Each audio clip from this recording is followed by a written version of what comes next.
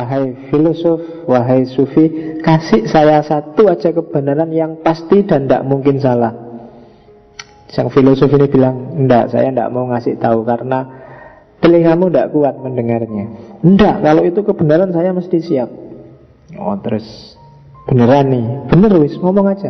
Yang bener loh ya, yang hakikat, yang enggak mungkin salah saya mesti siap. Oke, jadi dia ngomong.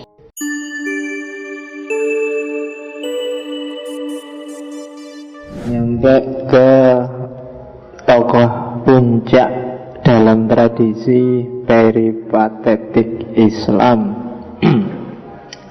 yaitu Ibnu Rus. Averroes kalau pakai lidahnya orang barat. Banyak orang bilang bahwa filsafat Islam itu berakhir setelah Ibnu Rus, meskipun dalam kenyataannya sebenarnya masih banyak. Hanya saja memang agak susah mengalami kejayaan, mengulang lagi ketinggian peradaban Islam di era peripatetik, khususnya ketika Islam mendominasi dunia sains, teknologi, dan filsafat.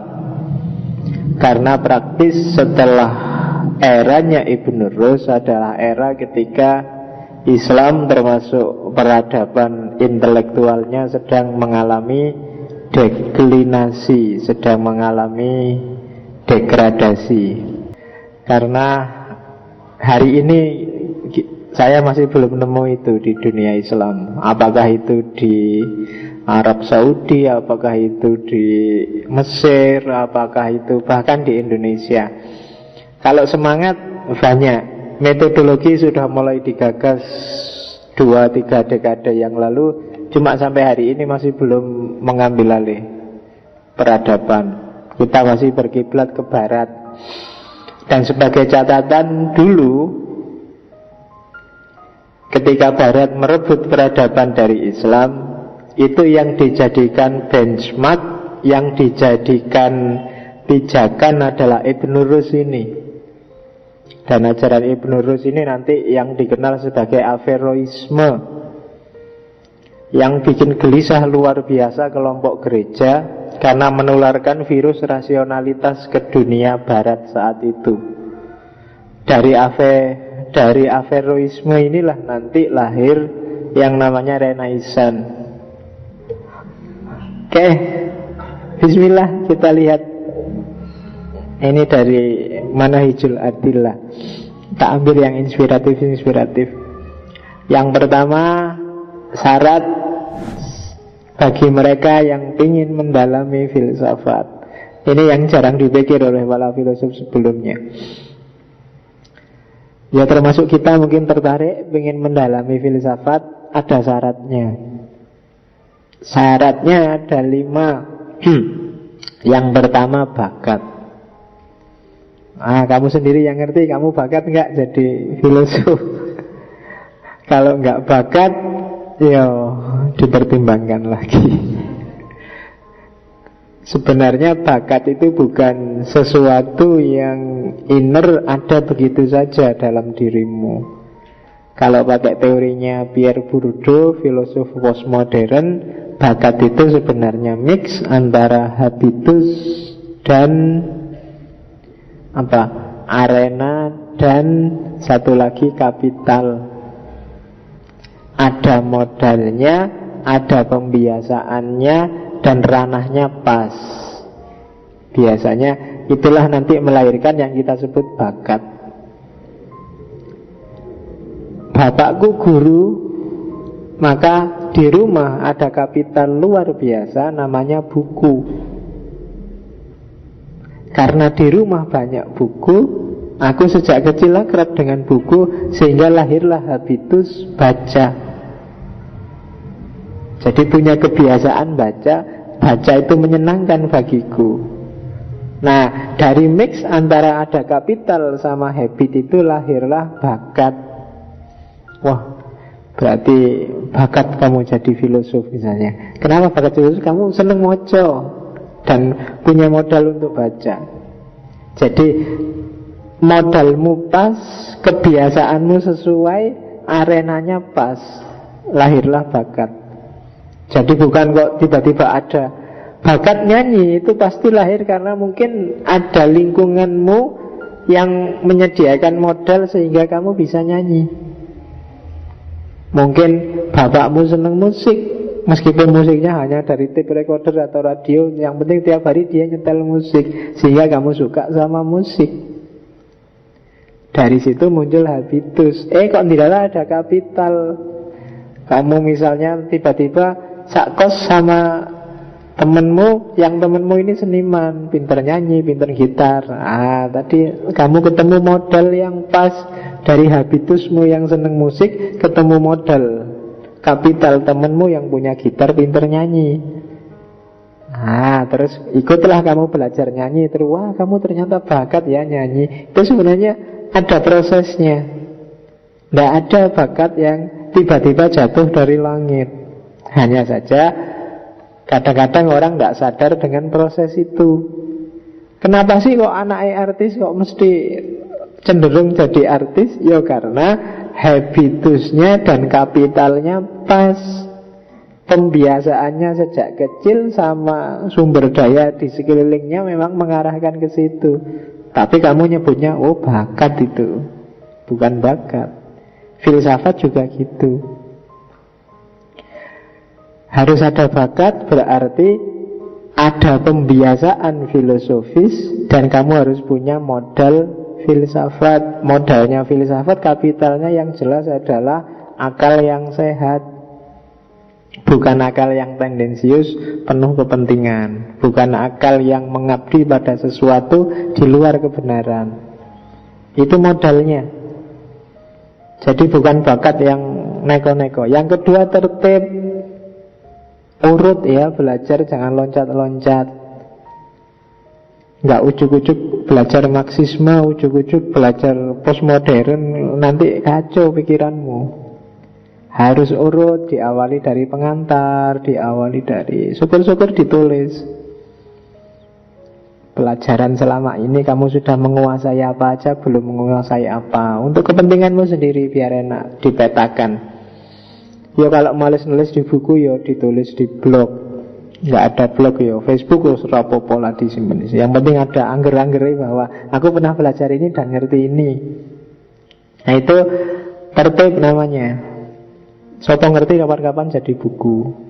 Kan enak. Ayo sekedar informasi meskipun bukan promosi. Saya baru nulis buku. Buku itu hasil ngaji di sini sebenarnya, pertemuan awal pengantar filsafat.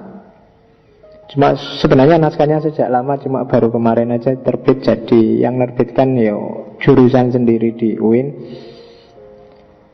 Judulnya Sebelum Filsafat.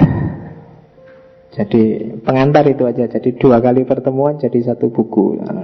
Kalau ini sudah 40 lebih kan harusnya jadi banyak. Silahkan kamu kalau ingin nulis dengan bahan pertemuan kita tiap malam, pakai namamu juga nggak apa-apa, kamu perpanjang sendiri. Mungkin kamu ambil eksistensialisme dari berapa tokoh kemarin, kamu transkrip, kamu terbitkan pakai namamu sendiri. Nggak apa-apa, saya izinkan. Serius, nggak apa-apa. Karena nulis itu biasanya lebih ampuh daripada cuma ngomong. Kalau cuma ngomong ya enak sih, tapi nggak terlalu nyangkut. Tapi begitu kamu tulis, biasanya kamu menguasai sudah. Jadi silahkan kamu ambil bab yang mana saja dari pertemuan kita tiap malam. Kamu ambil 2, 3, 4 pertemuan, ya monggo tulislah. Mungkin mentranskrip kata-kata saya, monggo lah. Kamu terbitkan sendiri, atau mungkin takmirnya mau menerbitkan, syukur. Ya tak awali dari yang pengantar tadi. Cuma sayangnya bukunya dicetak terbatas. Yang sangat butuh silakan langsung ke jurusan, karena saya tidak ikut-ikutan urusan itu. Makanya tak bilang tidak promosi, karena takutnya banyak yang nyari terus stoknya habis karena dicetak terbatas. Oke, judulnya Sebelum Filsafat. Bagi yang sudah nyampe level peripatetik ini mungkin tidak terlalu penting. Sebelum filsafat itu, kamu kan sudah masuk di dalamnya. Oke. Yang ketiga, objektivitas. Kalau kamu sudah rela untuk belajar filsafat, berarti harus siap objektif. Nggak boleh tendensius, nggak boleh memihak. Objektif, yang benar ya diomongkan benar, yang salah diomongkan salah, yang masih belum jelas diomongkan belum jelas, yang masih subhat ya disebut aja subhat, saya nggak tahu jelasnya gimana. Prabowo itu salah atau benar, aku kurang ngerti, masih subhat, maka nggak bisa bilang ya, nggak bisa bilang enggak, apalagi saya nggak akan nyebar-nyebarin, wong aku ya orang ngerti. Jokowi itu kayak gimana, orang ngerti aku, wong nggak kenal. Objektif. Jadi tidak gara-gara kamu dukung terus mesti apik kabeh, gara-gara nggak kamu dukung terus mesti jelek. Itu namanya nggak objektif. Siapapun yang gayanya kayak gitu berarti nggak siap masuk ke dunia filsafat. Harus siap objektif, karena kebenaran itu kadang-kadang menyakitkan. Kalau nggak percaya ya kamu lihat aja. Ya macam-macam. Kebenaran kan ada cerita itu. Suatu hari ada seorang filosof sufi berkunjung kepada seorang raja. Raja itu, wahai filosof, wahai sufi, kasih saya satu aja kebenaran yang pasti dan tidak mungkin salah. Sang filosof ini bilang, enggak, saya enggak mau ngasih tahu karena telingamu tidak kuat mendengarnya. Enggak, kalau itu kebenaran saya mesti siap. Oh terus beneran nih, bener wis, ngomong aja. Yang bener loh ya, yang hakikat, yang tidak mungkin salah, saya mesti siap. Oke, jadi dia ngomong, anakmu besok akan mati, kamu besok akan mati, istrimu besok akan mati. Oh, nesu rajane, berani-beraninya nyumpahin aku. Loh ya, kan katanya siap menerima kebenaran apapun. Loh, itu kan kebenaran yang tidak bisa dibantah, bahwa kamu besok akan mati. Itu kan kebenaran. Dan berat menerima kebenaran itu. Menerima kebenaran bahwa Islam itu benar bagi kita, tapi bagi orang Kristen Islam itu salah. Kamu kan nabut itu, tidak bisa. Islam mesti benar. Loh, bagi orang Kristen Islam itu salah, tidak bisa itu. Loh iya, bagi orang Kristen. Tapi kan abot kamu, ada orang ngomong Islam itu salah itu kan. Bagi orang Kristen, Kristen adalah kebenaran. Oh kamu kan nggak bisa Trinitas itu, kamu ngomong macam-macam. Bagi orang Kristen kan ada awalannya, tapi kan gak kuat telingamu dengar yang gitu-gitu, ya kan? Jadi tidak sembarangan. Maka filosof harus siap objektif. Kalau ada orang bilang, ternyata Islam itu sebagiannya isinya sadis semua, tidak manusiawi. Loh, itu kebenaran dalam tanda petik. Kan memang ada sebagian di antara kita umat Islam yang perilakunya tidak manusiawi. Ada yang ngebom, ada yang bantai, ada yang bunuh.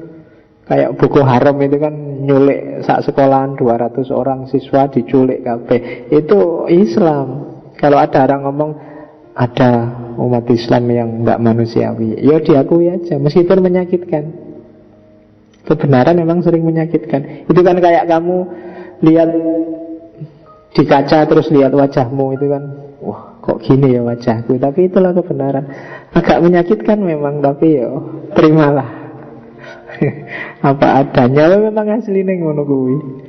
Oke, meskipun jangan putus asa, karena kita Asy'ariyah. Kalau Asy'ari kan Allah bisa intervensi sewaktu-waktu. Sopo ngerti ada mukjizat tiba-tiba kamu jadi. Oke, dilanjutkan. Yang keempat adalah keteguhan pendapat, tidak mencela-mencela, tidak munafik. Kalau sudah yakin benar, tidak gara-gara ada tawaran jabatan, tawaran uang terus berubah. Tidak.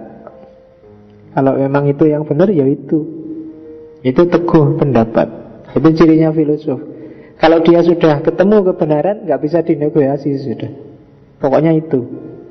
Ya Sokrates, Isa dan kawan-kawan itu kan orang-orang yang kebenarannya sudah nggak bisa dinego. Kalau sudah itu ya itu, nggak bisa ditawar. Mbok dihaluskan dikit nggak bisa ditawar. Itu teguh pendapatnya. Dan yang kelima, akhlak.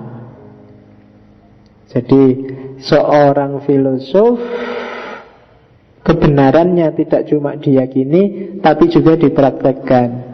Kebenaran yang dipraktekkan akan melahirkan akhlak yang mulia, itu pasti. Jadi kebenarannya tidak cuma diyakini, tapi juga dihidupkan. Nggak cuma berteori, nggak cuma menasihati, tapi juga dijalankan. Itu filosof. Nggak cuma nyuruh orang jangan bohong, dia juga tidak bohong. Nggak cuma nyuruh orang jangan korupsi, dia juga tidak korupsi. Itu filosof. Kalau ada yang ucapannya sama perbuatannya beda, dia bukan filosof, meskipun mungkin ngerti banyak teori filsafat. Kalau filosof itu dia punya modal, punya bakat, belajarnya tertib, objektif, teguh pendirian, dan akhlaknya mulia. Oh, itu kan luar biasa. Jadi bercita-citalah jadi filosof yang punya karakter semacam ini. Nggak semua orang bisa dan sanggup. Mungkin bilang ya, tapi dilaksanakannya berat. Itu syarat orang mendalami filsafat. Jadi suluknya filsafat. Ini dari Manahijul Adillahnya Ibn Rus. Dilanjutkan lagi. Ada lagi menurut saya yang penting dari Ibn Rus adalah, yang ini nanti menginspirasi nalar saintifik barat. Jadi yang namanya perilaku ilmiah, scientific personality.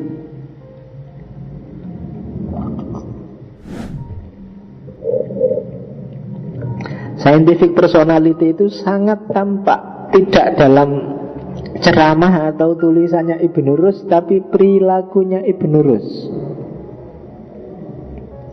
Yang pertama, dari tulisan-tulisannya kelihatan bahwa Ibn Rus tidak pernah membenci kelompok tertentu, termasuk yang berlawanan dengan kelompoknya.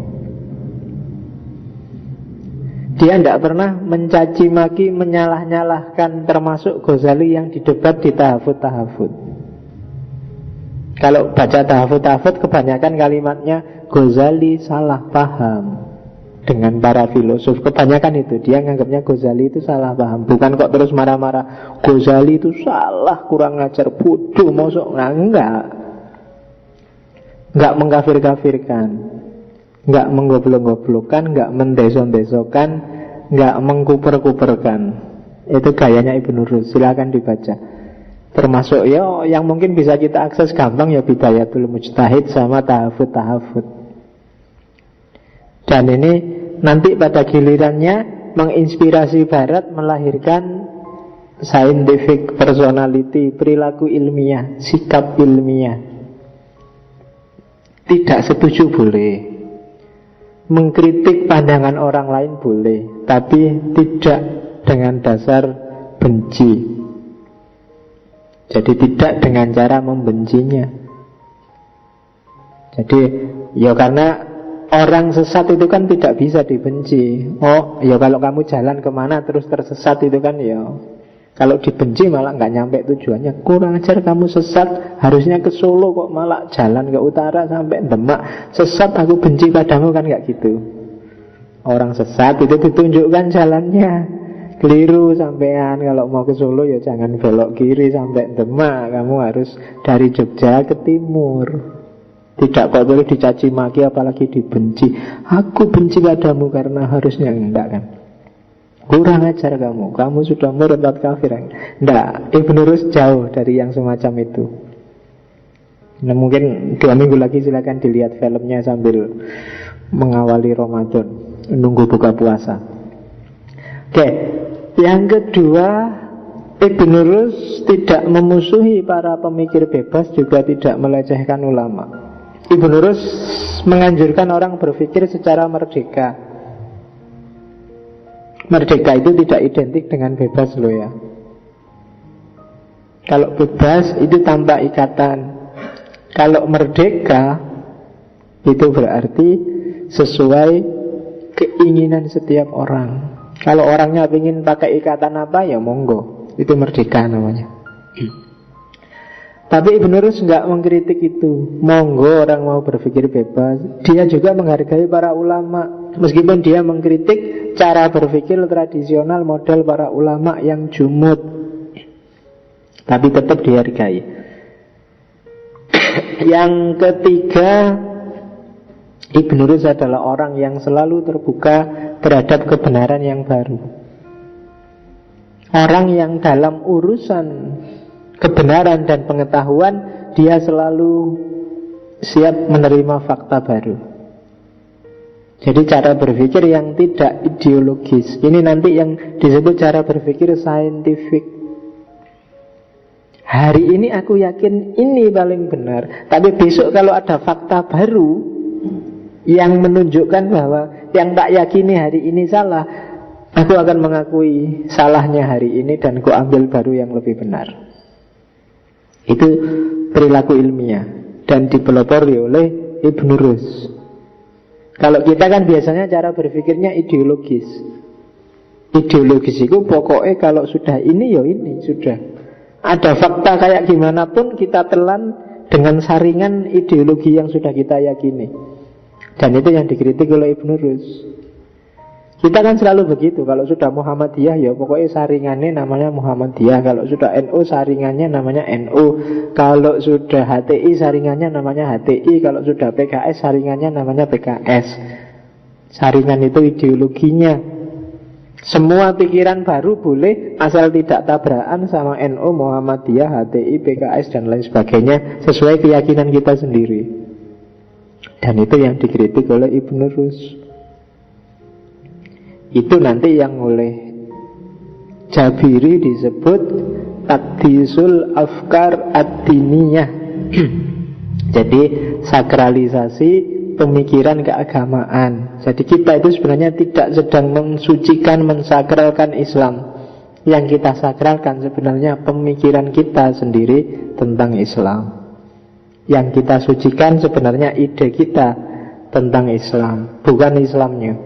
Itu yang oleh Jabiri disebut takdisul afkar, penyakit paling akut di dunia Islam. Jadi mensakralkan pikirannya sendiri, seolah-olah Islam itu sama dengan pikirannya, seolah-olah seperti itulah yang diingini oleh Allah yang ada di pikirannya. Scientific personality. Oke. Yang paling terkenal lagi dari Ibn Rus adalah mempertemukan filsafat dan syariat. Jadi karena di era Ibn Rus dia banyak mendapat tentangan dari para teolog dan para fuqaha. Filsafat dianggap sudah sesat, filsafat dianggap menyimpang.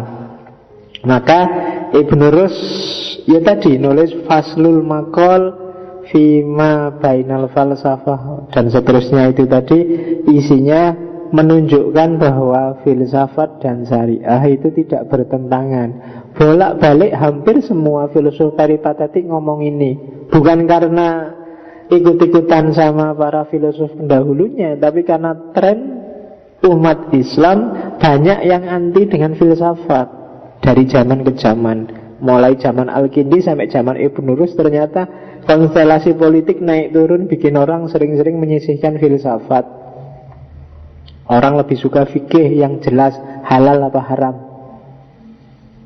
Jadi cara berpikir fikih lebih laku dibandingkan cara berpikir rasional filosofis.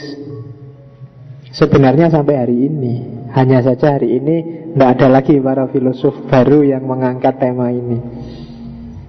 Sampai hari ini kan umat Islam itu cara berpikirnya kan masih fikih. Kalau nggak percaya kamu lihat TV, semua acara tanya jawab dengan ustadz itu mesti isinya fikih. Mama Dedeh kah, Ustadz Maulana kah, sebenarnya yang TV itu Solmed kah, siapa lagi. Kalau ada sesi pertanyaan, coba kamu perhatikan, pertanyaannya rata-rata fikih. Orang ingin dikasih fatwa halal apa haram, padahal begitu dikasih fatwa kadang-kadang juga marah-marah. Ya kan? Gimana hukumnya ngaji kayak gini ini? Kan terus saya bingung. Oh iya ya, dalilnya apa ya, hadisnya apa ya, mesti gitu. Selalu orang nanya dalil. Dan dalil berarti ada ayat, ada hadis, ada asar, dan lain sebagainya. Cara berpikir fikih. Fikih pun reduktif. Jadi hanya pada judgement hukumnya, bukan logika hukumnya. Makanya nanti Ibnu Rus nulis tentang bidayatul mujtahid, untuk melatih orang bahwa fikih itu tidak cuma urusan klaim halal haram, tapi ada logika hukumnya. Syafi'i ngomong gini karena ini, dia cara istinbat hukumnya gini. Malik ngomong gini dengan cara istinbat gini. Itu mengajari masyarakat untuk rasional. Makanya harus, kalau kita ngaku muslim, ya belajar dikit-dikit cara berpikir syariat, cuma bukan pada fikih, tapi pada usul fikihnya, logika hukumnya. Kalau kita kan biasanya apalan kan, ya kalau Syafi'i boleh, kalau Malik nggak boleh, kalau Hanafi setengah boleh, kalau Zahiri pasti nggak boleh, kan selalu gitu. Kenapa begitu nggak tahu. Nah, bahkan sampai pintu ijtihad itu ditutup, nggak mungkin bisa dibuka. Sudah top pikirannya para ulama, kita tinggal melanjutkan aja. Itu antara lain juga yang dikritik oleh Ibnu Rus. Kita perlu peradaban rasional sebagai imbangan bagi peradaban syariah. Dan jangan takut karena ada wahdatul hakikoh, kesatuan kebenaran. Kebenaran itu satu, utuh. Dilewati dari jalan mana pun ketemunya akan sama. Orang ke Solo bisa lewat Jogja, bisa lewat mana, Wonosari, Gunung Kidul, bisa lewat Surabaya, bisa lewat mana lagi, pokoknya dari barat. Tujuannya sama, jalurnya aja yang beda. Ada wahdatul hakikoh. Jadi filsafat dan syariat itu arahnya sama. Yang kedua, catatannya Ibnu Rus, jangan takut belajar filsafat. Karena toh belajar filsafat puncaknya adalah sama seperti syariat, ketemu Tuhan. Belajar filsafat itu kan mikir macam-macam, alam semesta ini, hidupmu, dirimu, kenyataanmu dipikir. Pada puncaknya ya Tuhan. Syariah juga begitu, kamu sholat, zakat, puasa, haji, puncaknya kan ketemu Tuhan juga. Dua jalur yang berbeda, muara akhir ketemunya sama. Ya kan? Sholat, zakatmu, syariah, semua itu kan tujuannya lillahi ta'ala. Jadi karena Allah, maka pada akhirnya harus ketemu Tuhan. Innalillahi wa inna ilaihi roji'un. Baik sebelum mati maupun sesudah mati. Filsafat kan juga begitu, mengejar Tuhan hanya saja pakai rasio. Kenali lingkunganmu, kenali alam semesta sekelilingmu, pada akhirnya kamu juga akan ketemu Tuhan. Karena puncak pengenalanmu terhadap apapun ada pada Tuhan. Nah, itu Ibnu Rus. Jadi dua jalur yang beda sebenarnya sama. Hakikatnya filsafat toh nanti berpuncak pada Tuhan juga. Man arafa nafsahu faqad arafa rabbahu. Barang siapa kenal dirinya, kenal Tuhannya. Yaitu filsafat dan syariat. Karena itu, maka kalau ada pertanyaan mana yang lebih penting, akal ataukah wahyu, mana yang lebih tinggi? Kalau istilahnya Ibnu Rus, akal dan wahyu adalah ukhtur rodi'ah, saudara sesusuan. Jadi sak dulur. Jadi saudara sesusuan kan nyusu di orang yang sama. Jadi podo, sama-sama saudaranya. Nggak ada yang lebih penting. Dua-duanya penting. Akal butuh wahyu. Kenapa akal butuh wahyu? Ya karena dunia dan segala isinya ini banyak hal yang tidak terjangkau oleh akal. Hal-hal metafisika, hal-hal yang sifatnya perintah, hal-hal yang sifatnya anjuran itu akal sering tidak berdaya, maka akal butuh wahyu. Wahyu juga pasti butuh akal, karena tanpa akal wahyu tidak bisa dipahami. Kalau akalmu mati, dikasih Quran sebagus apapun di depanmu juga tidak bunyi. Orang yang tidak waras itu mbok kamu kisah, ini loh Quran dibuka, tidak akan bunyi.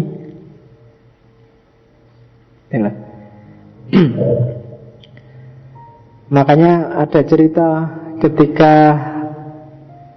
Ali bin Abi Thalib debat sama orang Khawarij. Jadi orang Khawarij ini kan ngeyel bahwa hukum itu harus Allah, harus pakai kitab suci, harus sesuai dengan bunyinya nas. Terus Ali bin Abi Thalib bilang, ini loh yang kamu anggap kitab suci itu, dipegang teks. Ini mati, ini diam. Yang membunyikan siapa? Kita. Jadi dia barang mati. Dia operatif fungsional kalau manusianya punya akal, bisa menangkap pesannya. Jadi penentunya ya tetap harus dialog dia sama akal. Kalau nggak ada akal nggak akan bisa dipahami. Ya kayak kamu nggak ngerti sama sekali bahasa Arab, maca Quran ya paling ya geleng-geleng aja. Karena apa ya mbu, yang penting ngaji. Syukur-syukur tajwidnya bener. Kan gitu aja level kita hari ini kan. Kenapa? Karena kita nggak paham, nggak nyampe, logika bahasanya juga masih belum nyambung. Jadi sudah kok saya pegang Quran, cuma nggak paham. Sama aja, untuk paham orang butuh akal. Maka pertanyaan mana yang lebih tinggi dan mana yang lebih penting, akal atau wahyu, itu tidak relevan ditanyakan. Dua-duanya penting. Lupa, tapi dalam hidup kita kan harus dituntun oleh Quran, oleh nas. Jadi pedoman utamanya Quran. Iya, tapi Quran itu tidak bunyi. Kita yang membunyikan, kita yang memahami dan menjalankan. Harus kerjasama dua-duanya. Orang yang akalnya nggak waras ya tidak akan bisa membunyikan Quran. Bahkan orang yang punya kepentingan tertentu, punya misi terselubung, baca Quran juga sesuai misinya. Zaman saya kecil dulu SD, zaman Soeharto, si mbahku itu P3. Waktu ikut kampanye P3, jurukamnya kiai-kiai itu pakai dalil Qul huwallahu ahad. Tangannya sih P3 kan nomor 1 dulu. Jadi tangannya 1 terus bilang Qul huwallahu ahad, siji. Jadi coblosnya nomor 1 di Quran ada ahad. Jadi Allah itu ahad dan ahad itu P3. Jadi Allah berarti meridhoi P3. Zaman itu dulu, tahun 82-an. Jadi lo itu yang ngotak-atik jadi kayak gitu kan ya akalnya. Jadi lahir jutaan tafsir juga akalnya. Kalau Golkar dulu pakai hadis. Golkar kan selalu nomor 2. Jadi pakai hadisnya bahwa Golkar adalah dekat sama Nabi karena Nabi bilang ana wa kafilul yatim hakadha fil jannah. Saya dan orang yang menyantuni anak yatim itu kayak gini nanti di surga. Dekat tuh kayak gini kan 2. Golkar kan 2. Jadi Golkar adalah yang lebih dekat dengan Nabi zaman itu. Oke. Nah itu kan main-main sesuai kepentingannya. Kayak kamu waktu belum punya pacar, kamu tiap hari dalil pacaran itu haram. Al-Quran bilang wala taqrabuz zina gitu. Begitu dapat pacar dalilnya ganti. Pacaran itu dianjurkan oleh Quran. Wa ja'alnakum su'uba wa qabaila lita'arufu. Jadi kita harus saling ta'aruf. Itu kan sakarepmu dhewe, mbok atur sesuai kepentinganmu. Jadi yang pakai dalil wala taqrabuz zina karena dia belum punya pacar. Kalau sudah punya pacar dalilnya ganti. Oke, maka dua-duanya penting dan signifikan. Kenapa kok bisa sakarepe dhewe tadi? Karena nggak belajar cara berpikir yang benar. Gimana sih cara merumuskan, gimana cara menyimpulkan sesuatu. Itu cara mikir. Kapan konteks harus bermain, kapan Sejarah ikut menentukan mana yang objektif, mana yang subjektif, mana yang mutlak, mana yang muqayyad, mana yang umum, mana yang khusus. Itu semua kategori-kategori akal.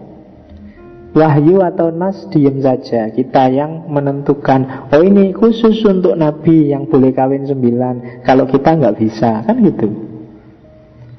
Nabi sampai 9, kalau kita ya maksimal 4. Kalau ada yang mau 1 aja kan kamu belum, nggak usah mikir sampai 4. Atau jangan-jangan tafsirnya beda, akalnya bilang oh enggak pak, 9 itu tidak khusus untuk Nabi, kita juga bisa 9. Ayatnya kan memang membolehkan 9. Masna, wasulasa, waruba. Kan itu pakai wa bukan au. Kalau au atau, kalau wa itu kan dan. Masna itu 2, wasulasa dan 3, waruba dan 4. Jadi 9 pas. Jadi maksimal kita bisa nikah 9. Atau dengan tafsir oh enggak, itu tidak ngomong maksimal berapa pak, itu maksudnya orang laki-laki boleh kawin banyak, titik. Itu kan kayak orang ngomong terserah kamu mau kawin berapa, 2 boleh, 3 boleh, 4 boleh. Nah itu kan bukan kok terus dibatasi 4, tapi ya sampai berapapun boleh asal ada yang mau. Nah itulah karepmu ngono. Ada kan yang saya setahun atau 2 tahun yang lalu ke Madura itu ada teman dosen yang punya Pak D jadi kiai, istrinya 12 di Madura. Nah, kan enak, rumahnya besar kayak pondok tapi isinya ya istrinya dan anak-anaknya. Ya, nama anaknya sendiri mungkin saya pas di sana lupa, paling manggilnya paling cangcong gitu, cong. Lali deh namanya. Saking oke bujune rolas. Oke. Akal dan wahyu itu nanti bentuk praksisnya dalam praktiknya kan hasilnya 2. Yang akal nanti menjelma jadi hikmah, filsafat, dan yang wahyu kan menjelmanya jadi syariah. Dua-duanya harus dialog. Maka orang Islam butuh filsafat selain syariah. Jadi dua-duanya kita butuh. Kalau hikmahnya mati, ya syariahnya akan kehilangan nilai. Karena nilai itu kan ketemunya lewat falsafah. Kenapa kita harus sholat? Apa makna dibalik sholat? Kandungan operatif apa dibalik sholat dan seterusnya. Itu kan akal yang bunyi.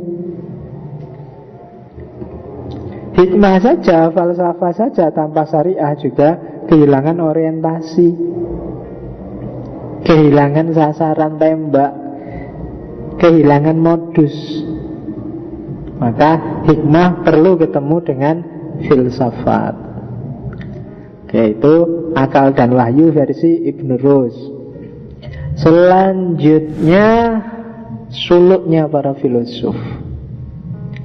Kalau menurut Ibn Rus, setiap orang itu ya punya suluk. Suluk itu jalan menuju Allah sendiri-sendiri. Ada versi ahli fikih, ada versi ahli sufi, ada versi ahli filsafat. Mungkin juga ada versi awam seperti Ghazali kemarin. Jadi kita punya cara sendiri untuk mendekati Allah. Ya kalau para sufi pakai riyadhah, kalau para fuqaha pakai fikih, pakai ibadah. Kalau para filosof suluknya pakai filsafat. Jadi mengejar pengetahuan tentang wujud, tentang Tuhan. Karena wujud puncak, wujud paling sempurna itu kan Tuhan. Jadi cara kita untuk mendekat ke Allah itu lewat jalur pengetahuan. Kalau bahasanya Ghazali lewat jalur makrifat, tidak lewat jalur riyadhah, tidak lewat jalur sholat malam wiritan, tapi lewat jalur makrifat, pakai muhasabah, pakai tafakkur, pakai mengingat Allah, pakai berpikir tentang ciptaan dan lain sebagainya, yang sejenis itu. Jadi tugas kita hidup ini kan untuk ketemu Allah dan kembali padanya. Silahkan diidentifikasi sendiri-sendiri. Suluk yang bisa kamu lakukan apa? Pakai jalur makrifat, pakai mikir, boleh. Pakai ibadah kayak para ahli fikih, boleh. Pakai riyadhah kayak para sufi, boleh. Silahkan dipilih salah satu. Kok ndak ada yang ringan, Pak? Ya ndak ada. Karena ketemu Allah itu kan ya harus ada riyadhahnya. Orang Jawa bilang ada tirakatnya. Jadi ndak ada jalan seneng-senengnya, ya jalannya harus agak tirakat. Nggak ada ketemu Allah pakai jalur nonton TV, nonton sepak bola, nggak ada. Dari sepak bola saya bisa ketemu Allah, nggak ada. Dari Facebookan, internetan, nggak bisa ketemu Allah. Nggak jalurnya. Bahwa kamu bisa diingatkan tentang Allah bisa, cuma ketemunya masih belum. Kamu lihat orang, saya itu Pak, lihat orang pakai rok mini langsung ingat Allah Pak. Subhanallah, alhamdulillah, itu berarti kan lo ya ingat tapi kan tidak ketemu dia. Kamu cuma ingat aja dengan yang menciptakan itu, tapi kan tidak ketemu. Untuk bisa ketemu harus pakai suluk. Jalan. Pakai riyadhah, pakai ma'rifat, pakai fikih. Monggo yang kamu bisa apa? Mungkin kamu merasa saya kalau riyadhah kayak sufi itu tidak kuat Pak. Saya kalau ibadah kayak para fuqaha itu Pak, minimal Pak, saya agak berat. Mikir, ya mungkin mikir Pak agak gampang, cuma ya males Pak baca-baca. Ya pelan-pelan, berarti kamu identifikasi dirimu mana yang lebih mudah untuk ketemu Allah. Lebih mudah ketemu wujud yang puncak, wujud yang sempurna. Semua agama sebenarnya arahnya nanti sama, ke situ semua. Hanya manifestasinya beda-beda, sesuai dengan gayanya masing-masing. Coba kamu tanya Hindu, Buddha, Kristen, semuanya kan pinginnya ketemu. Ada yang bilang masuk nirwana, ada yang bilang moksa, ada yang bilang sebenarnya ketemu dengan Tuhan. Kan intinya itu aja. Apakah ketemu hanya berhadapan atau ketemunya terus melebur jadi satu, itu beda-beda konsep. Tapi intinya sama. Kamu dituntut untuk berjalan menuju Dia. Harus ada suluk. Pengalaman puncak bisa beda-beda tafsir, tapi tidak ada yang beda tafsir bahwa setiap orang harus melakukan perjalanan, harus mengalami suluk. Kalau ternyata dengan filsafat kamu semakin jauh dari Allah. Minggu lalu, saya tidak tahu minggu kapan ada pertanyaan, kan banyak para filosof yang jadi ateis. Itu kalau Ibnu Rus menjawabnya satu di antara tiga. Kenapa kok setelah belajar filsafat kamu semakin jauh dari Allah? Yang pertama adalah mungkin memang kamu tidak bakat belajar filsafat, sehingga filsafatmu mentah setengah-setengah atau bermain di pinggiran. Atau yang kedua, mungkin kamu tidak mampu mengendalikan diri, tidak ngerti batas sehingga mikirnya sakarepmu, tidak melihat tata cara mikir yang benar, batas-batas logika mana yang bisa dan mana yang tidak. Itu bikin kamu nabrak macam-macam, sehingga jadilah filsafat semakin menjauhkan kamu dari Allah. Atau yang ketiga, mungkin kamu gak punya pembimbing. Jadi kalau bagi Ibnu Rus gak cuma sufi yang butuh mursyid, filsafat juga kamu butuh mursyid. Meskipun mungkin gak pakai baiat ya gak apa-apa. Tapi kalau memang ada yang gak paham, tanyakan pada mereka yang kamu anggap ngerti. Jangan ditafsirkan sendiri. Apalagi yang hubungannya sama agama. Sholat, aku baca surat tidak paham-paham, baca Fatihah maksudnya apa sih? Ternyata tidak terlalu bermanfaat pakai bahasa Arab. Sholatnya mungkin kalau pakai bahasa Indonesia lebih manfaat ya, lebih bisa. Terus kamu sholat pakai bahasa Indonesia. Nah itu kan karena nggak ada mursyidnya, nggak ada petunjuknya. Sudah benar dia mau mikir, cuma tidak ada yang ngasih petunjuk. Terus kamu sebut dia sesat. Ya tidak apa-apa, wong dia memang sesat. Tapi jangan dimarah-marahin, jangan dipisu-pisui. Ayo diluruskan. Kan itu aja persoalannya.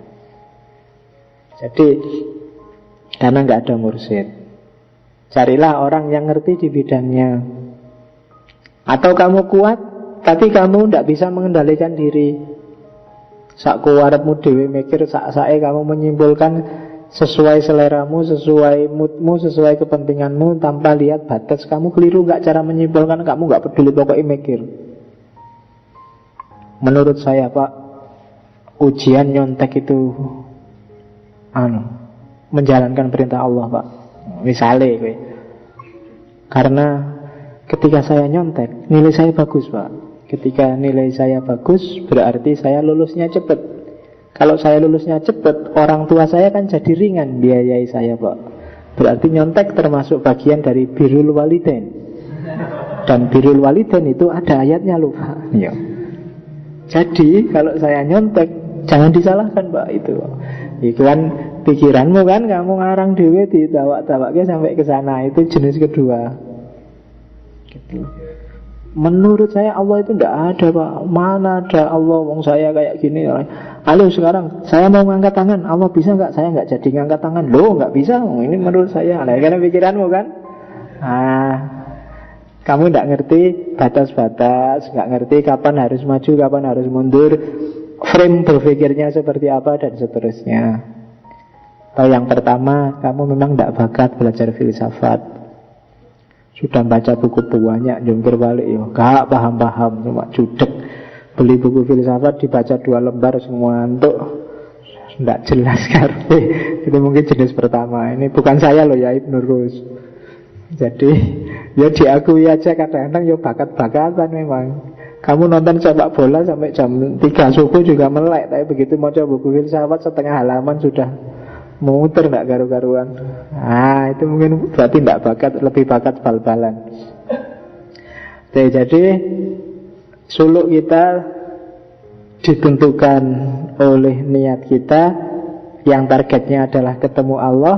Tapi seandainya kok agak menjauh, loh aku belajar filsafat kok malah agamaku tidak garu-garuan ini, berarti satu di antara 3. Kan sering saya bilang, kadang-kadang orang tambah pinter itu agamanya tambah minimal. Semakin dia ngerti agama, semakin ya kayak sholat itu kan. Dulu waktu kamu belajar baru sedikit ilmunya tentang sholat, sholatnya kan masih luar biasa. Mungkin sekali sholat bisa 10 menit, 5 menit, karena kamu baca lengkap sholatnya utuh, doanya juga utuh. Tapi sekarang kamu semakin pinter, sholatnya semakin cepat.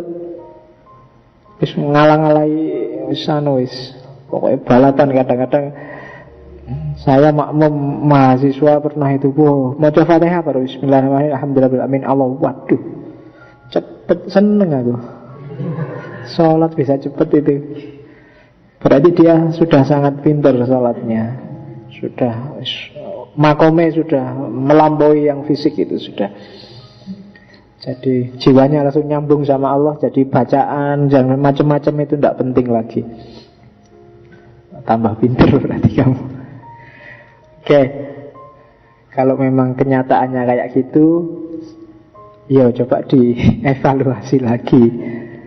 Dulu waktu nggak terlalu pinter saya itu Pak, ngaji rajin Pak, tahajud rajin, Ramadan itu khatam 2-3 kali. Sekarang semester 6, semester 7 ini Pak, khatam sekali Ramadan itu saya harus mati-matian Pak. Masih sisa 5 juz.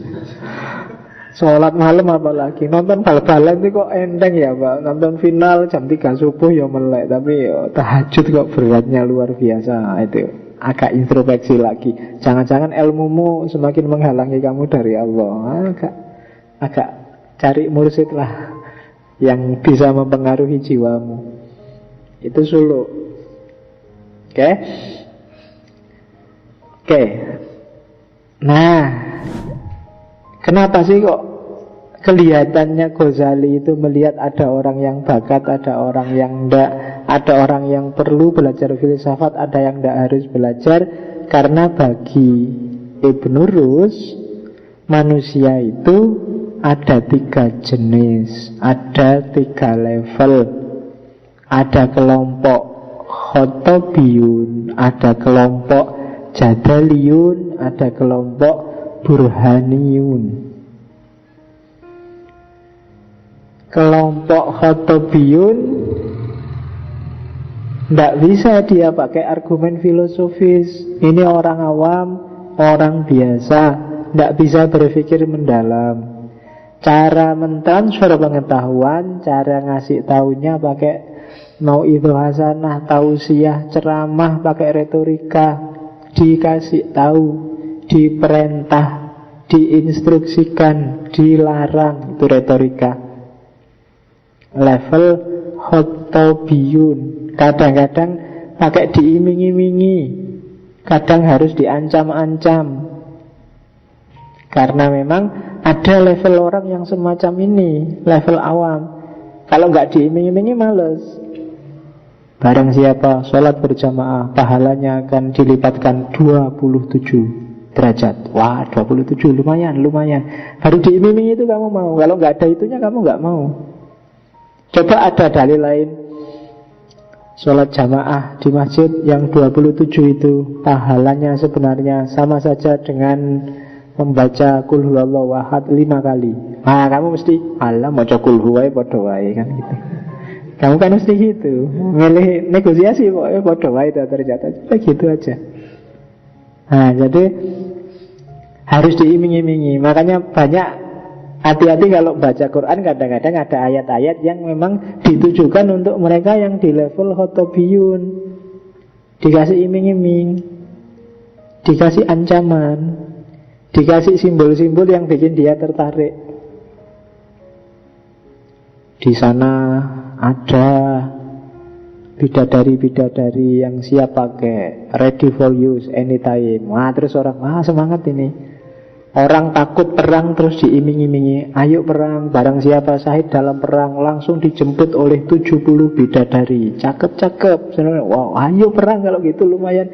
Di sini nggak laku-laku, di sana dijemput 70 misalnya kan. Lihat kan? Iming-imingnya gitu. Tapi kalau cuma silahkan, mari kita berjihad untuk memperoleh ridho Allah. Kamu mesti malas. Ridho Allah susah. Tapi kalau diiming-imingi bidadari 70, wah kamu semangat mesti. Ya kan? Levelnya level khotobiyun. Masih kalkulasi matematika kalau sama Allah. Maka kamu kalau dakwah juga lihat level masyarakatnya apa dulu. Ya kalau level ini ngaji filsafat, modelnya ya ndak khotobiyun. Tapi kalau di masyarakat ya harus levelnya khotobiyun. Pakai retorika. Jangan khutbah Jumat kamu ngomong menurut Ibnu Sina. Wah, jamaah ngantuk mesti. Levelnya beda gitu. Alam ini kodim apa tidak kodim. Orang-orang mesti judek ngomong apa gue. Mereka levelnya khotobiyun. Ya bisa dinaikkan level, tapi kan tidak serta-merta. Untuk level ini ya mau'idhah hasanah. Sebaliknya orang yang level filosof, yang burhaniyun kok dikasih khotobiyun juga mesti ngantuk. Kayak kamu mau'idhah hasanah, isinya wasiat takwa, kemudian nyuruh kamu bersabar, kamu kan mesti aduh, sudah tidak level. Kamu diiming-imingi bidadari sudah gak terlalu percaya kan? Bidadari kayak apa ya? Karena kamu, kenapa levelmu sudah naik? Yang bisa menarik kamu mungkin bukan yang jenis itu. Ada banyak ayat yang level beda lagi. Ada level atasnya, level jadaliyun. Metodenya namanya jadal. Jadi ini untuk mereka yang sudah mulai mampu berpikir, ahli-ahli ilmu kalam. Mereka baru yakin kalau sudah dijawab, diajak debat, ditunjukkan. Nah, modelnya tanya jawab, dialog. Itu level jadaliyun. Kenapa begini, kenapa begitu. Nah, itu terus dijawab. Terus ada perdebatan. Itu level jadaliyun. Jadi kalau orang awam cukup dikasih mau'idhah hasanah. Kalau orang jadal itu harus ada sesi tanya jawabnya. Kalau nggak ada dia nggak percaya. Itu level jadaliyun, ahli ilmu kalam. Ada orang di level tinggi, level ketiga, yaitu level burhaniyun. Metode burhan, metode demonstratif. Jadi disuruh mendayagunakan sendiri akalnya untuk mengejar makna. Kalau jadaliyun ya masih coba lihat dalilnya, coba lihat dasarnya, itu jadaliyun. Tapi kalau burhaniyun sudah, coba kamu pikir, coba kamu renungkan, coba kamu pikirkan, itu level burhaniyun. Jadi pakai metode demonstratif. Iya ya, alam semesta ini kadang sumuk, kadang dingin. Sumuknya juga masih bisa ditanggung oleh manusia, dingin juga masih bisa ditanggung oleh manusia. Nggak terlalu sumuk sehingga orang nggak kuat, nggak terlalu dingin. Pasti ada yang ngatur, ini nggak kebetulan.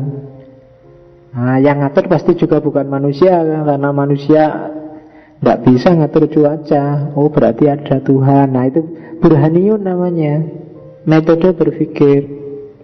Pasti besok memang ada surga dan neraka itu.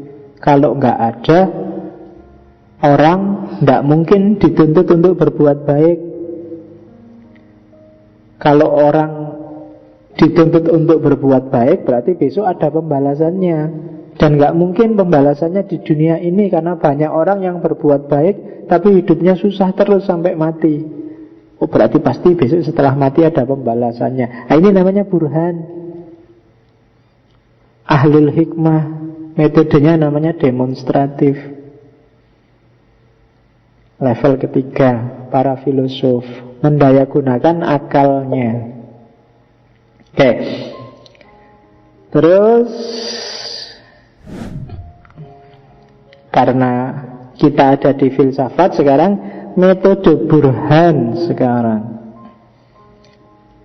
Burhan itu pembuktian, nanti diadopsi oleh Jabiri jadi salah satu cara berpikir nalar Arab, nalar Islam, namanya burhani, metode demonstratif yang hari ini mati di dunia Islam.